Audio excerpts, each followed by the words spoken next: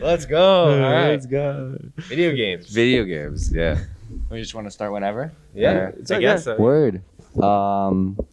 Welcome, everybody. I don't even remember what I titled this panel, to be honest. Something about video game industry and composing video game music and original electronic music.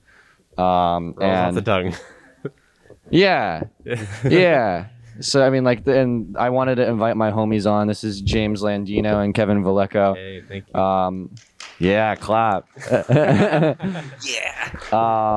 Yeah, and I basically wanted to make a panel where me and my friends could, answer any questions that any of you have about composing or remixing music, either officially or for funsies. So, we have the three of us have definitely had our own takes on how we wanted to build our brands and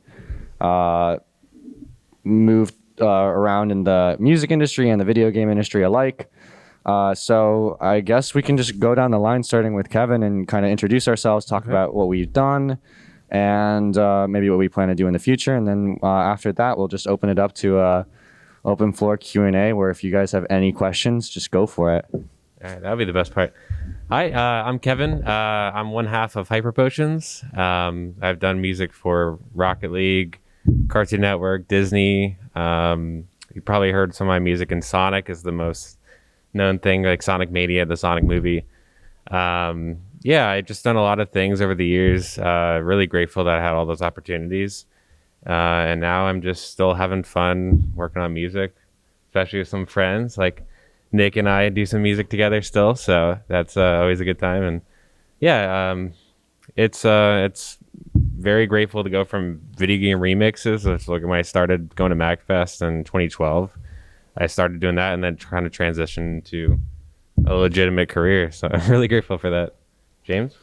Yeah, hi everybody. I'm James Landino. I am a music composer for video games and anime. I've worked with Sega for Judaism. I've worked on Ruby for Rooster Teeth, Crunchyroll for Tower of God.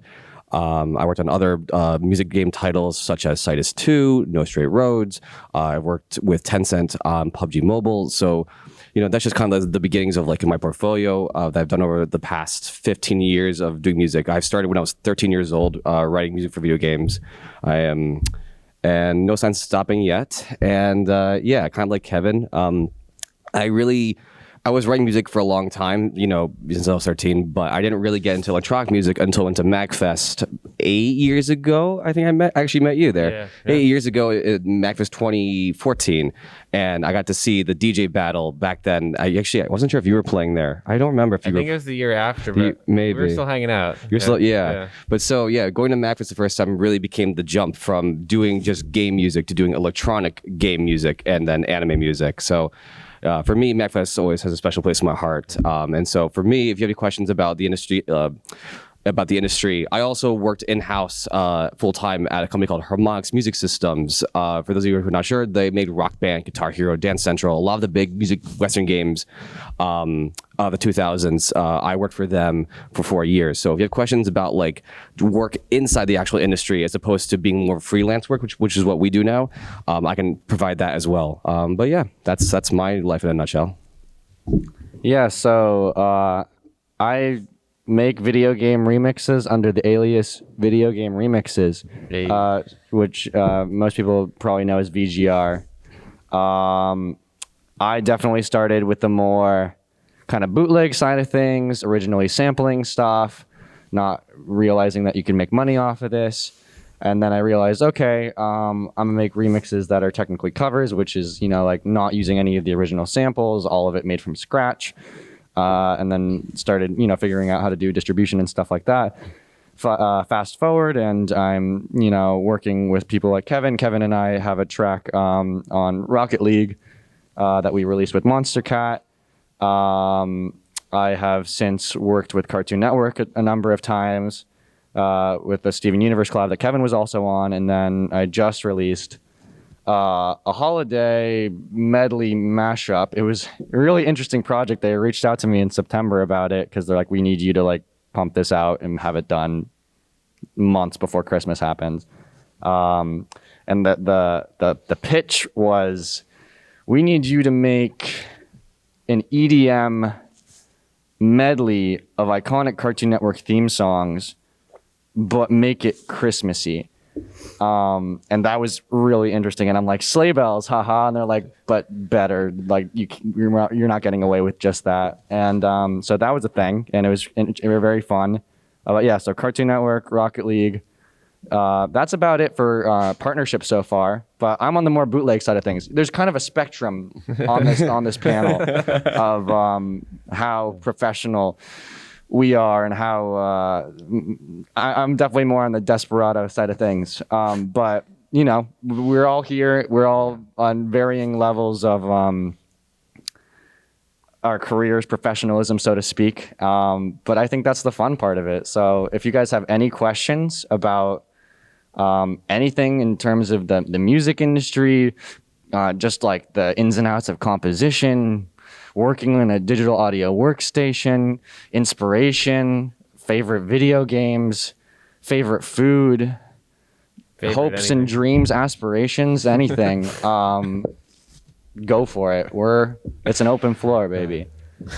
Yeah. Anyone have any questions? Or I'll have no questions. Oh, there you go. Yes.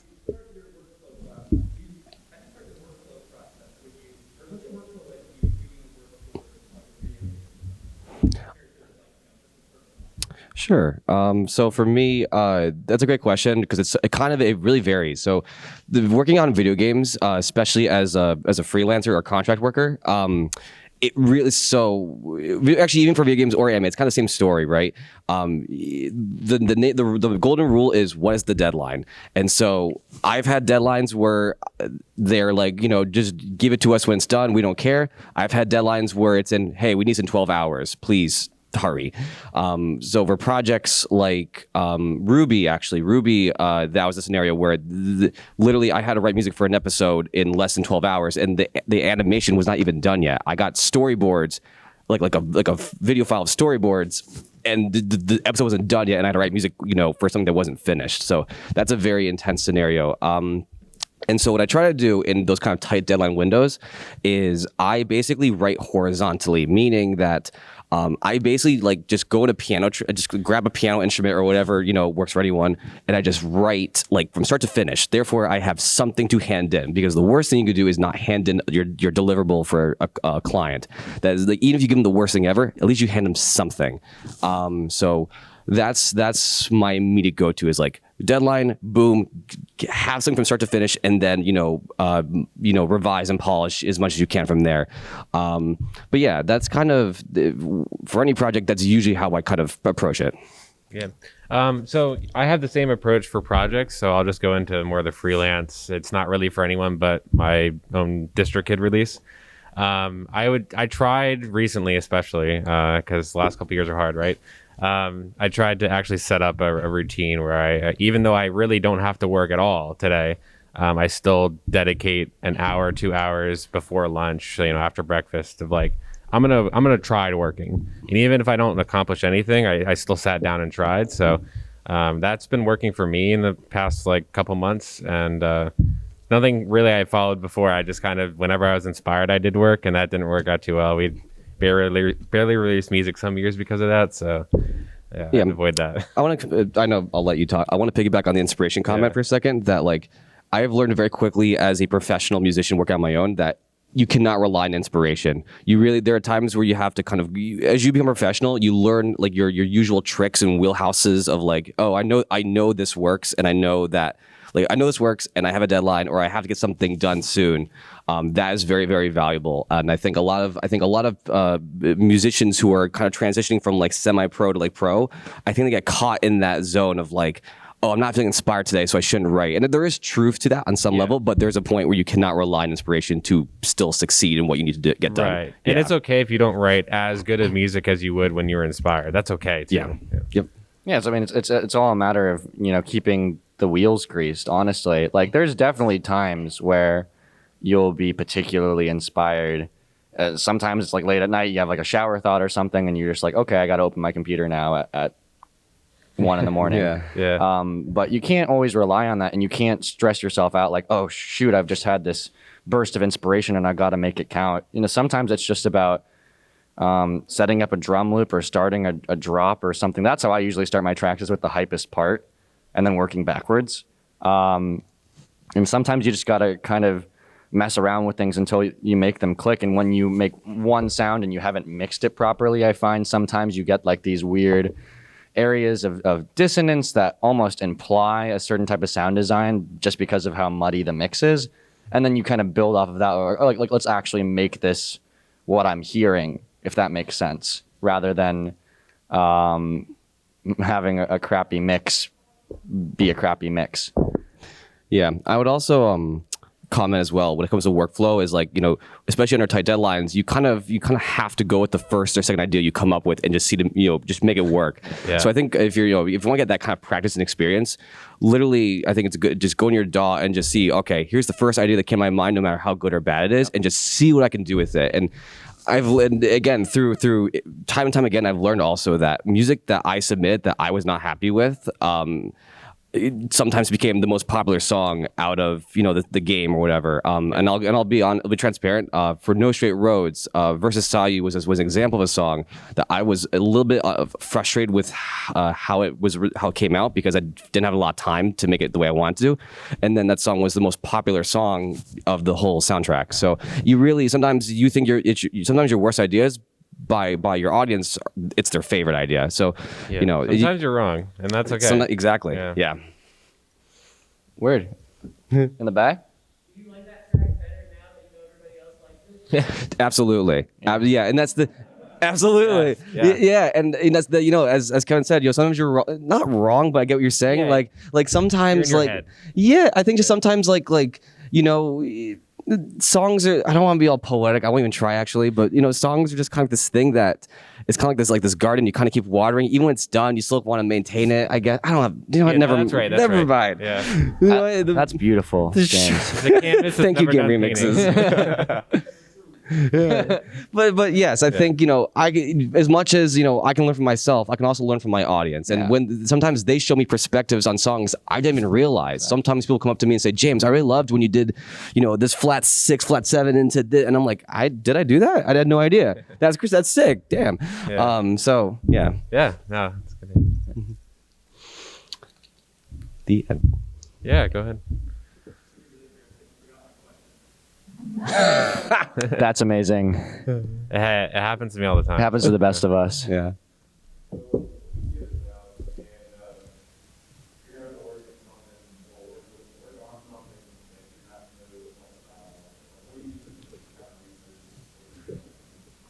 Yeah, so I'm a very thematic person. Like, I get really inspired off of other people's creations, or just imagining certain music with like visuals. Like, for example, sometimes I'll pull up like a snowboarding video and then like have an EDM track playing with the video on mute.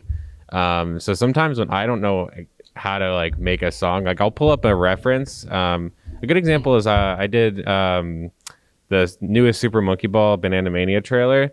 And it was me and Ian were working on that, and I pulled up a video of the original Monkey Ball gameplay with a track that I didn't really know how to produce, which is this like drum and bass kind of like breakbeat song, and I wanted to go off that to learn and get inspired by seeing it already kind of fulfilled, but I couldn't really make it myself, so that's how I usually do it when I don't know what to make.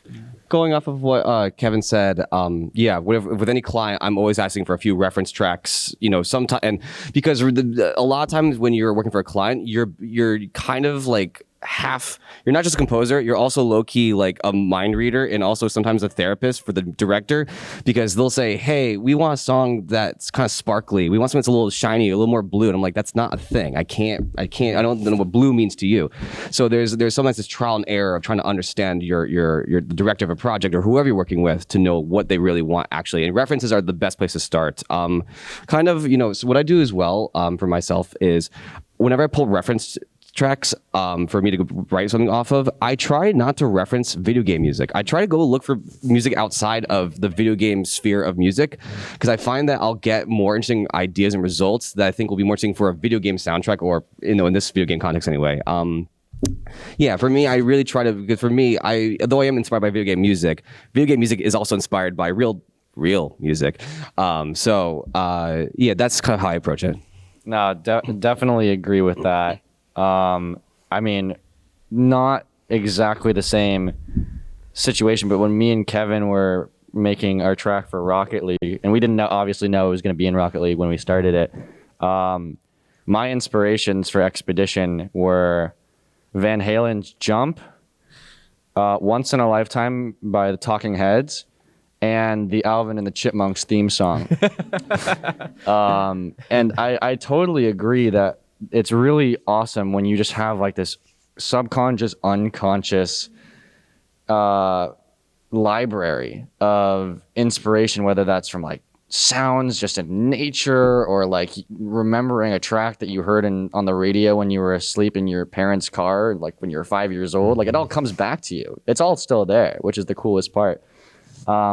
In terms of references and like getting reference tracks for style and stuff, the coolest part of all of it too is that when you start getting really comfortable with your DAW or your music program, you start to inevitably build your own sound, so that when you get into situations where you're doing freelance stuff and people are asking you, can you do something like this? If they're asking Kevin to do a D&B track, but he's really not familiar with D&B, the cool part at the end of the day is when he has the references and he works it all in, and he figures out how to do the drums and the mixing and everything, it's still going to be a Hyper Potions track. Yeah. Because it's him, it's Ian, it's James, it's me. It's always going to shine through as your own interpretation of those references.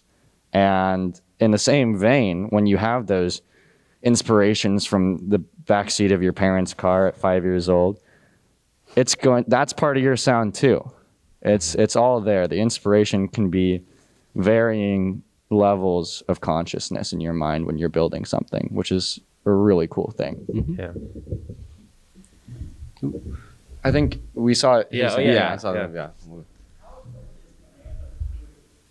No. Zero. Low-key zero. It really, I would say half of the professional musicians I know are either like theory experts or have zero theory at all. Yeah. Like, sure, you pick up things along the way, I'm sure, but like for me, I learned traditionally. I learned theory through high school and college. But yeah, theory. I cannot stress enough how not required music theory is to be professional music. Yeah, I have no formal training, but I did learn how to play the keyboard on a computer keyboard, like A through comma. Like it taught me how to like actually play piano notes, and I don't actually know theory still, but I know in my head when I'm listening to it, even when I'm just alone imagining a song, like it all comes to me, and James would be able to translate that into actual theory on paper, but I can't, and that's okay. Like sometimes that's being creative. No, I mean that's the thing is like James in particular, he can definitely talk you through stuff. But even like as you said, when people were talking, I love how you did and I'm not gonna even try. And he's like, sometimes like even if you have the theory, it's like I'm not really actively thinking about this. And then that's not to say that theory isn't important. Yeah. It's how you use it. Like I mean, all musicians are applying theory whether they realize it or not. But to give you a little bit of perspective, I took the music theory AP test 5 years ago, I think, and I got a 5 on the listening, and I got a 2 on the theory. And they don't really usually go below a 2, like unless you're bubbling in A or you have a drawing of a flower and you're like, what do you think? So that's a little bit of perspective. Again, theory is great. If you come from a music theory background, all the power to you. Like that's going to help. Yeah, I think to kind of piggyback on what you said, it's really, instead of theory, it's really about how good are your ears. Really, like I would suggest more to someone practice ear training, like practice, like, oh, if I play this note, you can figure out to C, or if you're a producer, oh, this sounds like there's an EQ cut here, or oh, if you're a sound designer, knowing that, oh, this is a saw wave with a filter on top. That is the most invaluable practice, I think, more than theory. Yeah, bouncing off that, listening to your own music, or not just your own, but like music you enjoy with intent of like how it was created is kind of helpful to figure that stuff out. Once you start getting into the music side of things and like getting into production, there comes a time where it's like Daredevil when he turns blind and like he hears everything, and it's like I can't stop the voices because like, you'll be listening to like a song on the radio and like it'll just like burst into a million pieces, and you'll see like the drum patterns here and like the little ear candy left and right, and it's like make it stop. But you end up appreciating it, and it really does help when you listen to a track and you're like, this is sick, and I want to make something like this. And it adds to your library. Yeah. I think we had a question here, and then back there. Yeah. Let's go to the front first. So it's pretty common, or I feel like it's pretty common piece of logic to try to niche down in business, right? Where it's like you need to specialize in one thing. So I wanted to ask, have you found that to be true with your own genre in terms of how you're, in terms of your finished product, how often do you find that to be true, where you just specialize in one genre and that's your thing?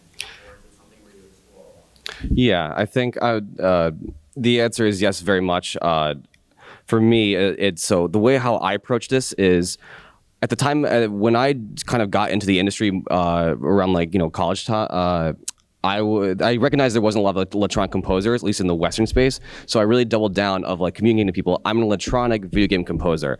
And I really, not only was that the best tool in my arsenal, but it was also the thing I most want to do for video games or anime. And so I leaned into that, and that definitely attributed to my success, because people would think to themselves, okay, we need an electronic composer for this project. Who's the person? Oh, I know someone, right?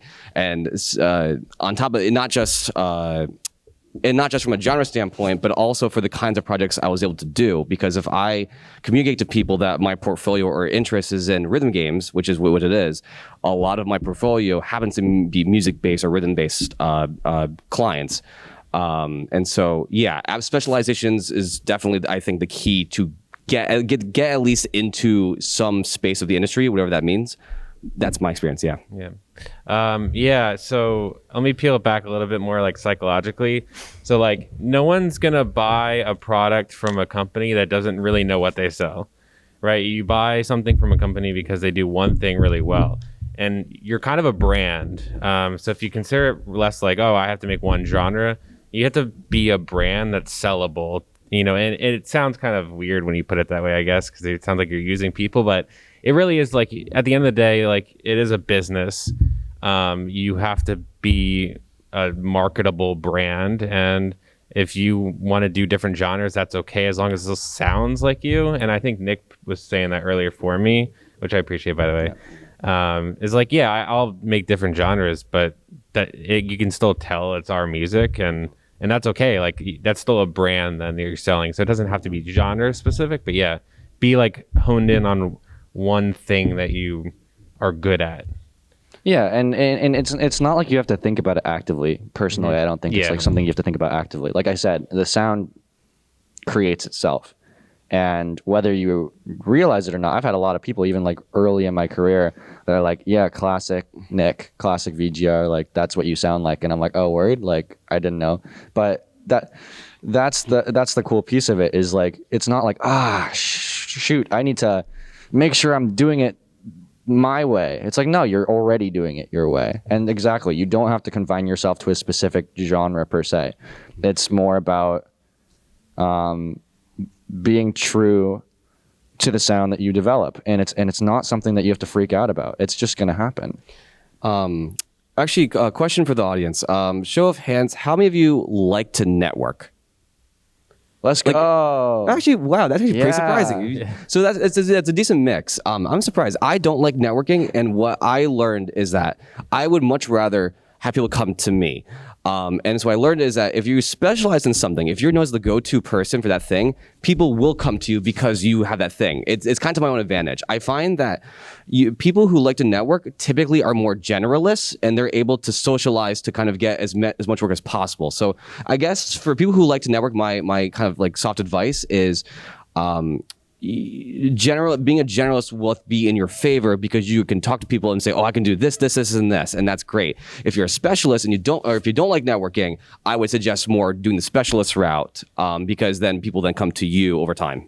Yeah, I think that's a good point. Yeah. Okay, we had a question here, back here, and then here. Yeah, and then here. Yeah.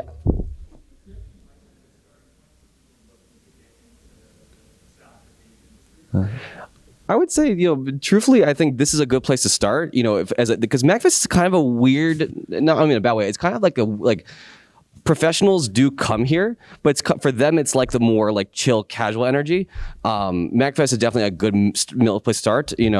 Because at the end of the day, the way you get hired in this industry, whether as a contractor or if you want to get a job at a company, you make friends. The nepotism in this industry is hard, and for better or worse, I would lean more on the worst side. But the reality is, I got hired at Harmonix at the age of 20 because I literally just tried to meet as many people from Harmonix and go on like coffee dates with them to get them to know me, and that was how I got in. Or you're right. Every single time I can think of it, it's a friend knows a friend, or a friend referred someone who they say, oh, this person's good. It's really just so at the end of the day, it's just making friends. It's making friends, and it's a long-term journey of making friends. I'm sorry, I'm going to repeat myself, but like people who were my friends at 15 on internet forums, I now work with 10 years later. Yeah. That kind of is a testament to it's really just friendships and building that garden of people. Yeah. I think I'm going to bounce off that, but we all like people we like. We want to see them thrive too. And so if you really peel it back, I'm going to support my friends first because I like them. I want to see them happy. I want to see them have money in their bank account. So I'm going to work with them over someone that just cold emailed me, right? Even though that person that emailed me might have been a better musician. And so I think that it makes sense. It doesn't mean it's the right thing to do or whatever, but yeah, because as I mentioned earlier with clients, sometimes you get a deadline that's okay, we need this in a week's time, and literally every time I'm in that position where I need someone to help me, for example with Tunithm, I had a week and change to write EDM dubstep opera, and I need to find an opera singer who can write lyrics and record it in less than a week, because then I have to mix and finalize it. And so I immediately had to go through my list of friends. Okay, who are my few friends who I know who are opera singers who can also songwrite?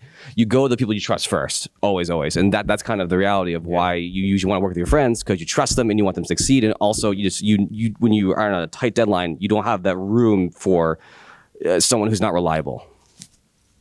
Yeah, I mean, they covered it. So let's move to in the back. Yeah. Do you mix and master your own tracks? I think everyone. I think the answer is yes, unless rare edge cases happen. No Straight Roads. For certain game projects I've done, someone has done the mixing if there's budget for it, but 90% of the time, yes. Yeah. You mentioned a little while ago that you started listening to tracks and you hear here's the drum pattern, here's the left, right thing. Was there a certain resource that helped you identify different things to start listening to, or did it all come out of the experimentation? I think a lot of it is honestly experimentation. If I were to put myself on the spot and try to develop a more elaborate answer, there's this, I don't know, this is probably not me being honest, but there's this program called Splice. It's $7 a month or something like that, where you get 100 credits that don't ever expire, and each one credit is one sample that you can buy off a sample pack, and you get to play it and test it out and see if you like it, and then it's yours, and you get to use it in your tracks and stuff. Lots of one shots and samples and stuff like that. Mm-hmm. Being able to mess around with those things is super cool, because then it kind of puts things into perspective when you're, especially because I would be listening to, I'm a big EDM head, more so than a video game music guy. So when I listen to a house track, and the great thing about house tracks when you have the extended mixes and stuff is it has the intro and the outro, and you can hear just the drums in the start and the end. And a lot of the time they have like little cowbells and like there's like a secondary kick that hits on like, so it's like boom, boom, boom, boom, but there's like also boom, boom, boom, boom, and like it just hits like in like the little crevices right before, and it adds like that extra groove that you don't think about. And then you go to the drop and you're like, oh, it's there too. Like that's the whole point. It's like giving me a preview of how this shit's gonna be like groovy as hell. So being able to understand the context and then apply that when you're listening to other stuff, even like pop music, like a Dua Lipa track or something, like you hear it all, it's there. Everybody's following that same set of rules that like, you know, some minimalist tracks really work. Sometimes four on the floor is perfectly fine. But other times, the more just like Foley and sounds from different areas, recording your stove or whatever. I don't know. Some people do like to do that stuff. It sounds super cool. And then you kind of hear that in context where you're listening to a song on the radio and you're like, yeah, they're doing that. Yeah. So I think there's a question in the front. Yeah. Yes. And then. Yep. Yeah.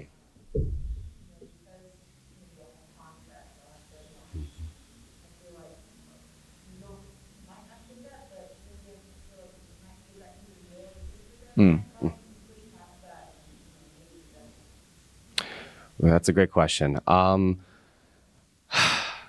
Truthfully,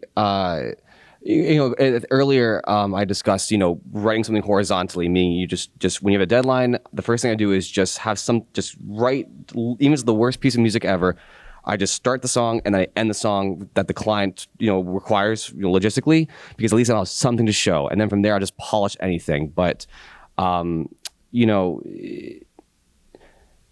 think the hard reality is that even when you're burnt out, which I've been in many cases, unfortunately, is I still have to push through. It's not a fun answer to say. I don't like saying push through burnout because it kind of just reinforces burnout.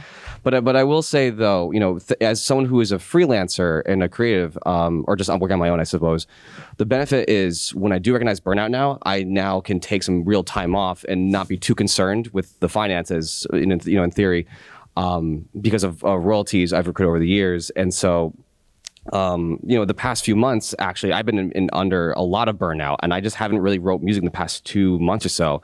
And it's kind of weird to say as a full-time musician to be like, I haven't touched a piece of music in 2 months, by and large. But that's the reality. I think I had to learn as a full-time musician that I don't have to. If I can afford to take time off, absolutely do it. It's important to live life, I guess. Yeah. My answer is a little complicated, but I think the thing I've learned is everyone's situation is unique, but the more like psychological thing I've found is you find burnout happens a lot when you're trapped, when you can't stop working because you have to turn in everything, and you can't quit because you need the money, and so you're kind of in a rock between a rock and a hard place.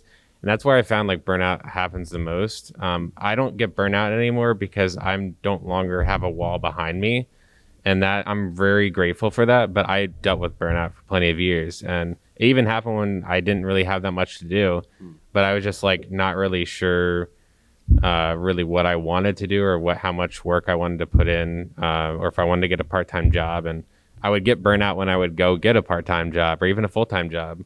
And then I would quit that job and go back to music again, and then get another job and quit again. And it was just back and forth. But there's no really easy answer, but I would say just your intuition will kind of figure it out. Listen to that voice in your head. It's like, maybe this is, I wouldn't say give up, but like if you're really overwhelmed, like really try to figure out like what shift you need in your life to fix that. Almost in the same vein of how I answered the question about like your sound and with the gentleman in the front about like trying to fit a specific mold. I find that when burnout happens, that your first instinct is, I'll go on a walk, or I'll take a break. I'll go on a car ride or something, just like to clear my head, get a meal or something, boba, bubble tea, whatever. But I think it puts a lot of pressure on you, right? When you're like, I sure hope this bubble tea fixes everything because I've got to I've got to get to work. And you can't. You can, but I don't think it's a good idea to do that. So, in my experience, and this is a relatively recent development, it's like, yeah, I'm gonna get that bubble tea, but I can't expect it to fix everything. And I think that's the beginning of coming to terms with the fact that it's like, yeah, I'm not always going to be inspired to make my best work. Mm-hmm. And maybe it's not my favorite stuff that I love the most that ends up being the most popular stuff anyway. Just kind of existing. I mean, I talked to this guy actually, funny enough. He was the manager of No Doubt, an Incubus too at some point. And one of his things was like, yeah, you just gotta, he started with just like doing flyers and stuff for small gigs that bands were playing at USC, University of Southern California. And then ended up, being a manager, and it's like just crazy stuff happens where like he's put together a really grungy underground band gig and ended up just meeting the right people at the right time. So that's just how it goes. Sometimes you're like, I'm gonna take a break, and hopefully it works out. But not putting that pressure actively every single time you make a decision. Because things are more liquid than that. Mm-hmm. It's a flow. And I think it's good that we all remember that. Mm. We had a question. Do you still have your question here? And then we have a question over here as well. First of all, it's just a pleasure to see you all in person. No. And I have a networking question influenced by what James mentioned about harmonics. Mm. How do you meet people of a higher caliber than you and make it worth their time? That's a great question. And I can only speak from my experience at that time in my life.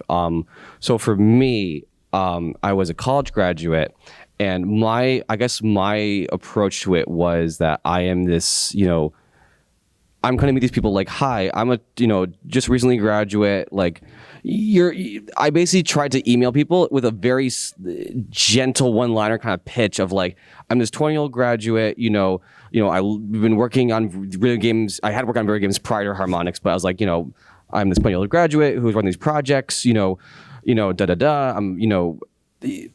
I tried to demonstrate to them how serious I was about my interest in meeting them and potentially their company. I think I'll say it this way, actually. Let me say it a better way. People in the industry, as I mentioned earlier about making friends, most people like being mentors. We like helping people because we've all been in that same position before. So by the way, if any of you like after this panel or in this weekend, like you see me and you have more questions, you want to keep in touch after MAGFest, please come reach out to me. I love to help people, and I tell us all the time. And the people, and to be quite honest with you, like 99% people that I offer, and they'll be like, oh yeah, I'll hit you up, actually don't. And then the 1% who do, those are the ones who I keep in touch with, who I build a relationship over time, and going into the whole networking thing. That's really how networking and building a friendship and a relationship happens.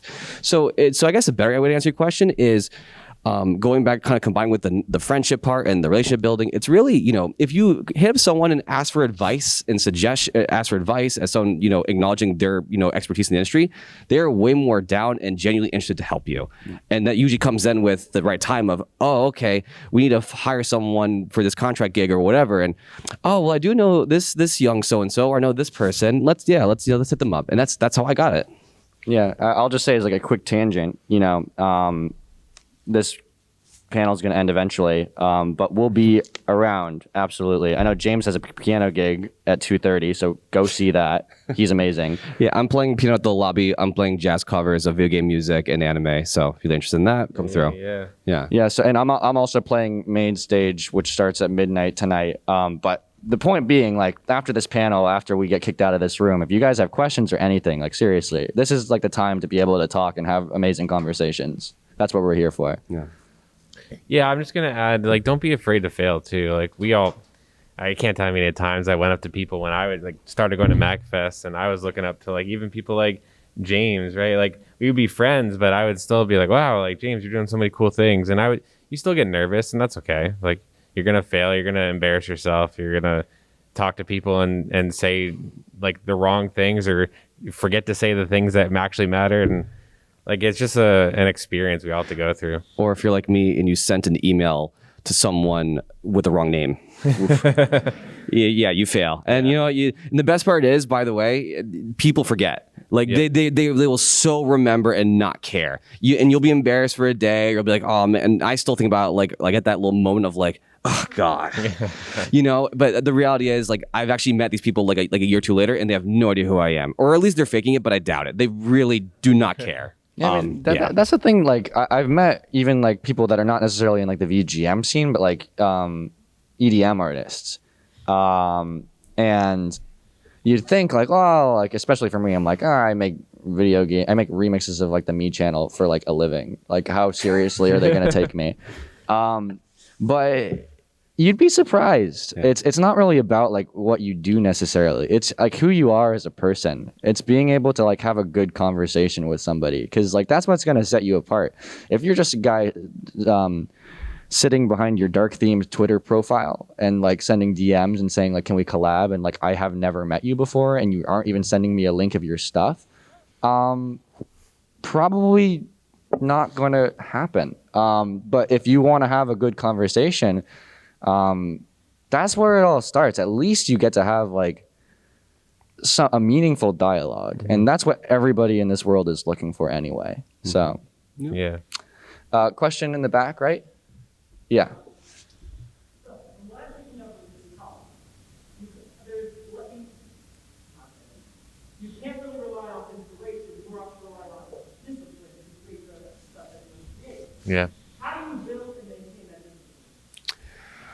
discipline? Routine, honestly. By and large, for me personally, it's about routine. Knowing that, okay, I wake up every day, and especially if you're a full-time freelancer, your life is literally anything you want to be. And so for me, I need structure. And I think most people need some structure of some kind. It's all up to them. For me, it's routine of, okay, I'm going to wake up at this time. I'm going to make breakfast. I'm going to work out. Okay, emails are from this time to this time.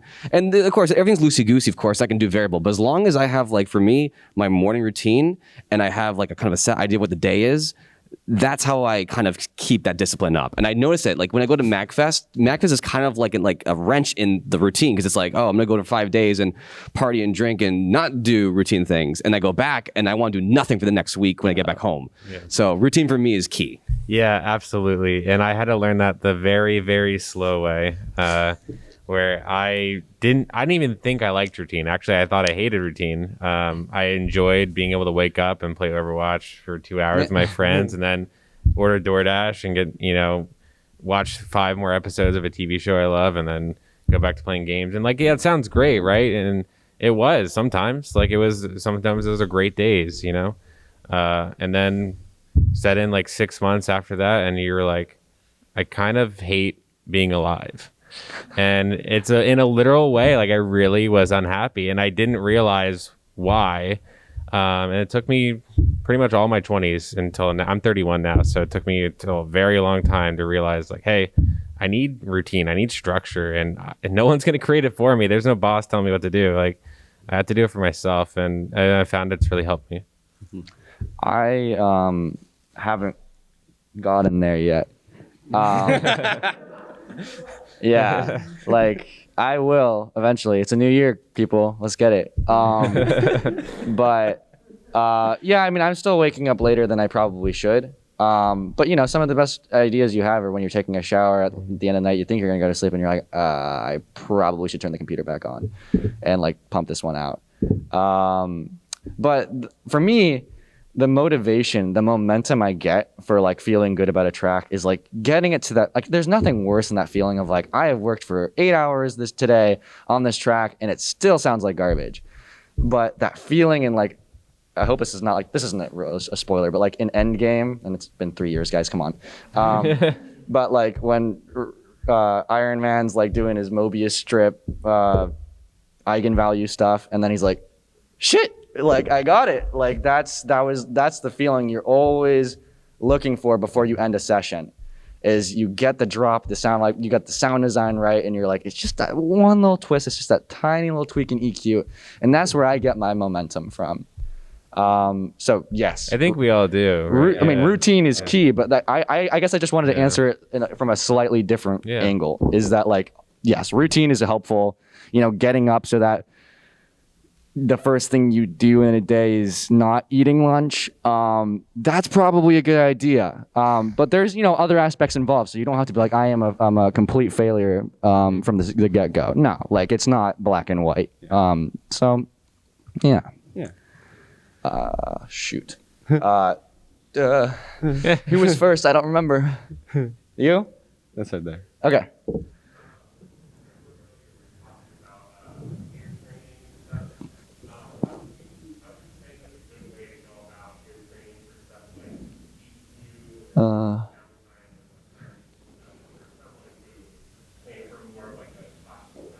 Yeah. Yeah, I mean, there's like, you can do it from a really mathy perspective if you're that type of person. If you're a rhythm producer or a color-based producer, they love math. I don't love math. I like shapes. So a thing to remember most of the time is you want to cut everything except the sub bass, and this is like the only number range you have to remember. Somewhere from like that default 63 dB to 135 dB. Cut everything except the sub. And then on the high end side of things, unless you got like this white noise layer or some effect that you're really trying to have be super bright, also cut the high end. And then everything else from there, like if it's a bass, you boost it in like the, I'm sorry, I'm using numbers, like 300 range or something in the chords, and like 500 to 700 in the lead. Maybe you put like a tiny little bump in the 1,000, 1,300 range. It really depends on each individual sound. And that's all from trial and error.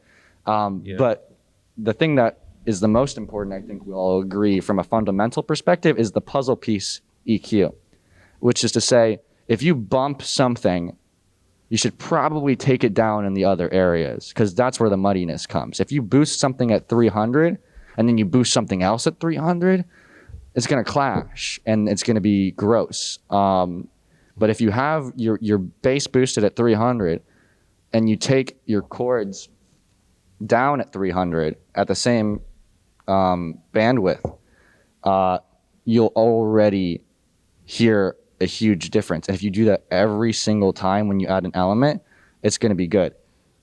Don't abuse it though, is the thing, because if you take everything down, then it's going to be quiet and you won't hear anything. So the point being, math is math, but you got to be able to trust your ears as you build them.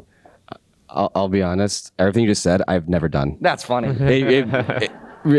Like, and that might be why my mixes are not very good in my opinion. But to, I guess I feel like I'm an example of good songwriting trumps all. Yeah. Yes, mixing matters. Yes, mastering matters. But for me, the songwriting, the actual composition, still, that's a not great mix can still get you pretty far. That's very true. I'm going to break down even more minimal, but I think just Nick said it, like trial and error, right? Like I didn't know anything about music. I started as a 13-year-old going at home from school and like opening my mom's Dell to turn on FL Studio, and I learned just having fun, and all these tips and tricks and stuff.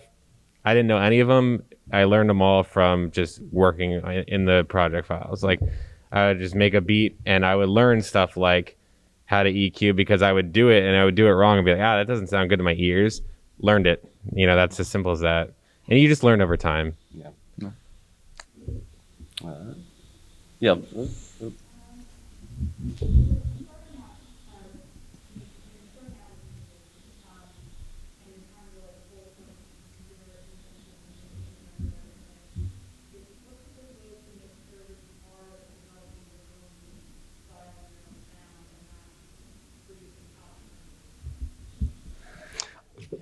I think for me, it kind of comes back to, because at the end of the day, we're all things we create is derivative of something more or less.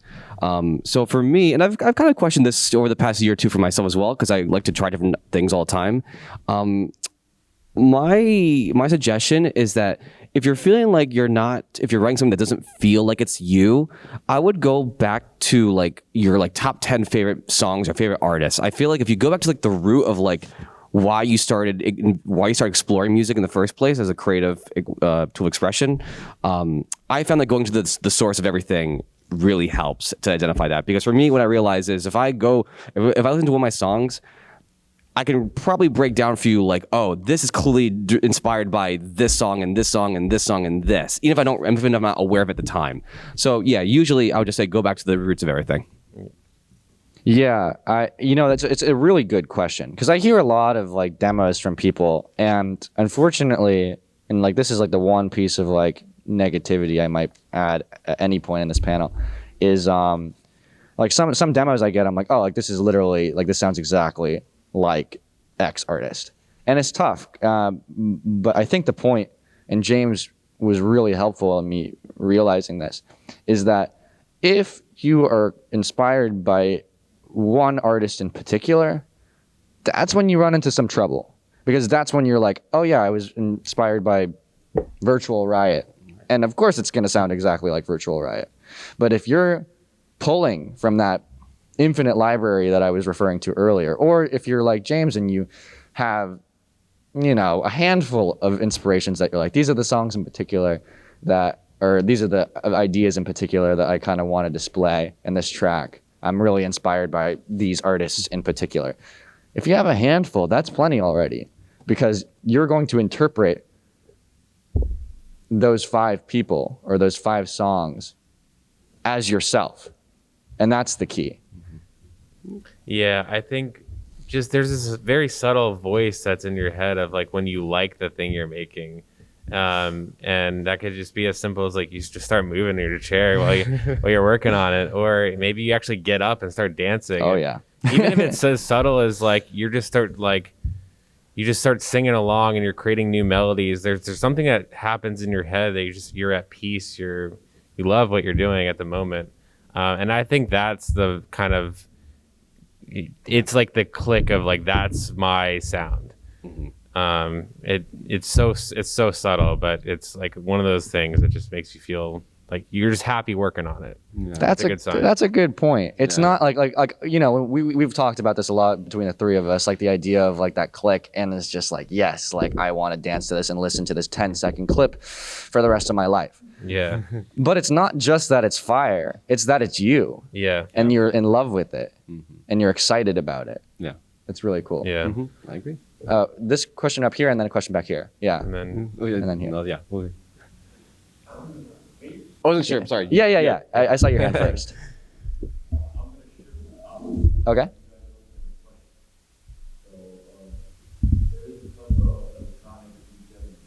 Yeah. Mm-hmm.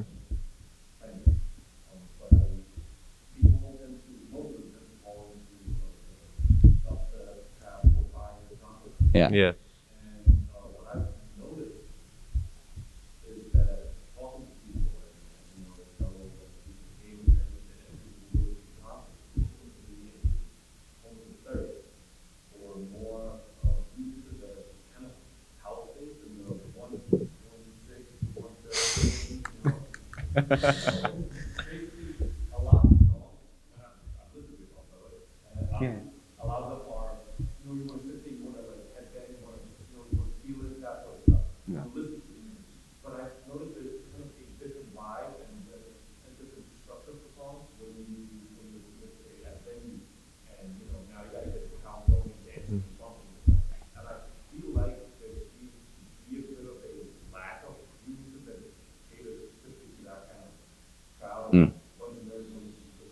Yeah. Yeah.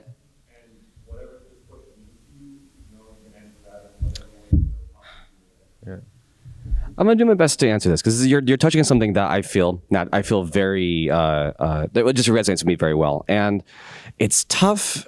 So on one hand, the times have changed, and I mean that like just people people are not as eager right now to headbang right now. Just I think culturally speaking, society, at least in Western, like we're not in a headbanging time now. We were back like 10 years ago, right? And so that's one thing. Gosh, this is gonna be difficult for me, I think, articulate in a nice, concise way. But I think, shoot, can you help me? Yeah. Yeah, dude. Yeah. That's how we got started. Okay, yes. Yeah, I think, my mission statement established in probably around 2018. Very formal. Yeah. Was I shifted my gaze from, just like, I'm going to make video game remixes, that's my name, to I want to immerse my audience in my interpretation of the game, almost like you're like jumping into the screen.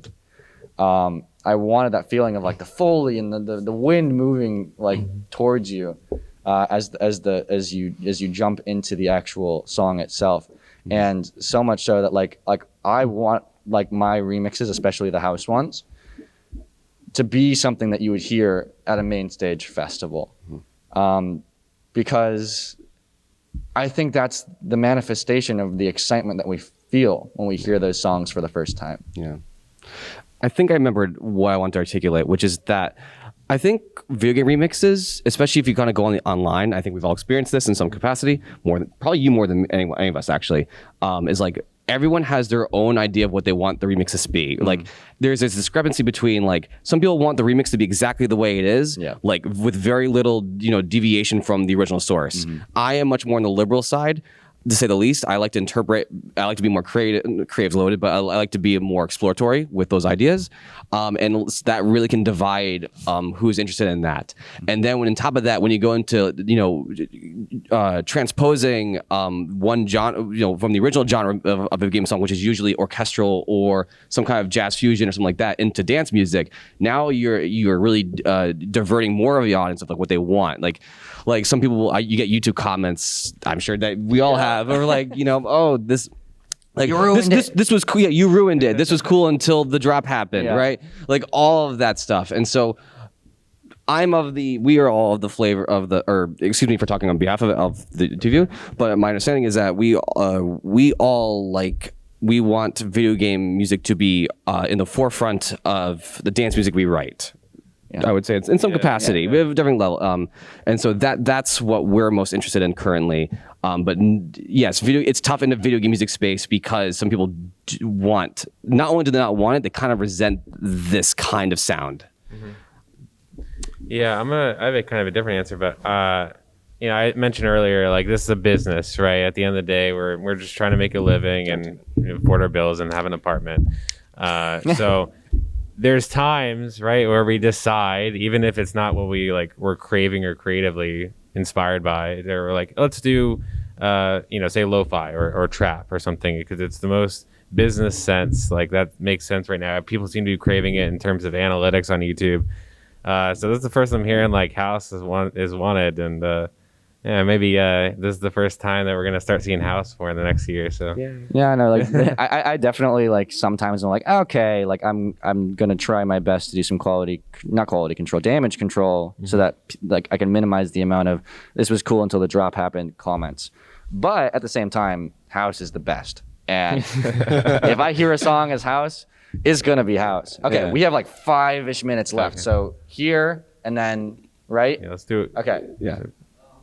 It's kind of a bogus question because like the DJ part of me, like I find a lot of times I get stuck on like how can I put this in a DJ set? Yeah. You know what I mean? Yeah. So it's like I'll be stuck on it, or it's like where's like one off you just said where it was like this video game track is perfect. How do I expand on that? Right? You know what I mean? Like, Yeah.